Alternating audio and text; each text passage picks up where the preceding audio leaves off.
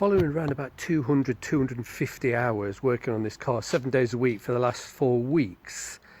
I'm very confident. I'm pretty sure I've done everything, and I'm anxious. Forgive me mumbling. I'm anxious. I've got to turn the key for the first time, and we will see. Let's just remind ourselves. We had a leak with the coolant. The manifold was cracked. That's been given enough trouble. We've had the cam covers off, put new leads on. The battery's back connected.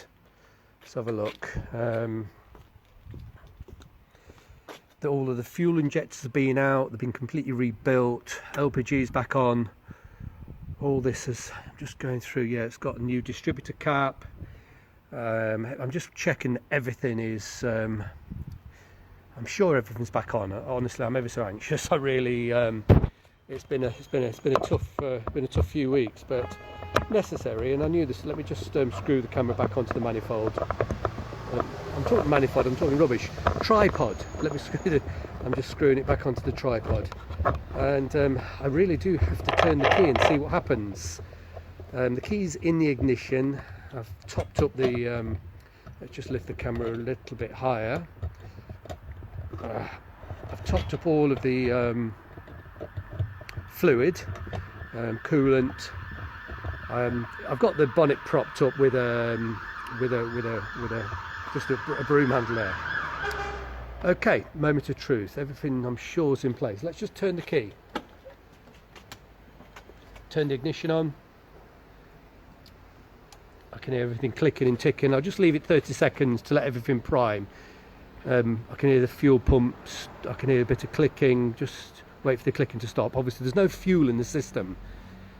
It's stopped clicking. Right, let's just let's turn the key and see what happens. Ooh, it's running. Well, it's shaking a little bit. It's certainly running.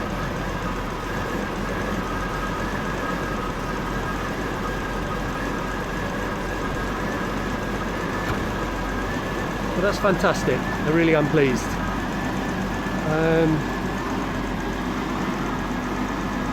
I've no idea if these injectors are leaking. Let me just get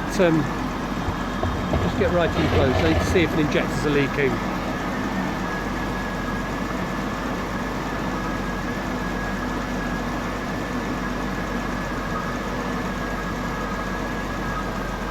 They don't appear to be leaking at this stage. The injectors have got completely the wrong O-rings. The O-rings weren't supplied with the kit, which I was a bit annoyed about. I've reassembled the whole thing in the full knowledge these are the wrong O-rings. They will not survive very long. They're for water, not for petrol. But they're in there and it's running, and I can't see any petrol leaks. So I think we're okay. The correct O-rings, funny enough, turned up about an hour ago from S&NG Barrett's. There's quite a bit of smoke coming off because I've got oil and God knows what fingerprints. I don't know about the manifold. Is the manifold holding? Let's see. It seems to be. Yeah, there was quite a blow here. It's not noisy. I've not got the heat shield on.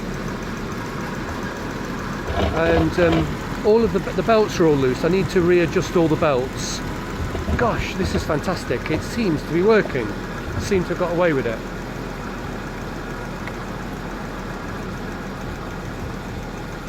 Right, I need a touch more antifreeze. Let me just fetch some of that. There we go, a bit more antifreeze in the system. Quite a bit, I think. I've already put 7, this is the 8th litre. Oh, it's quite a lot of smoke because there's oil all over everything, all over the manifolds, and it's going to take a bit of time for that oil to burn off.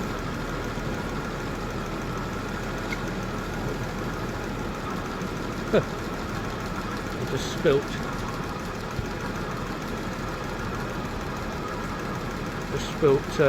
coolant all over the hot manifold.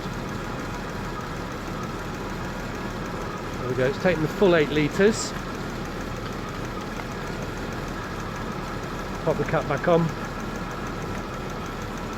Well, I have to say, I'm beyond thrilled. Yeah, this is wonderful. I'm going to run it up to operating temperature.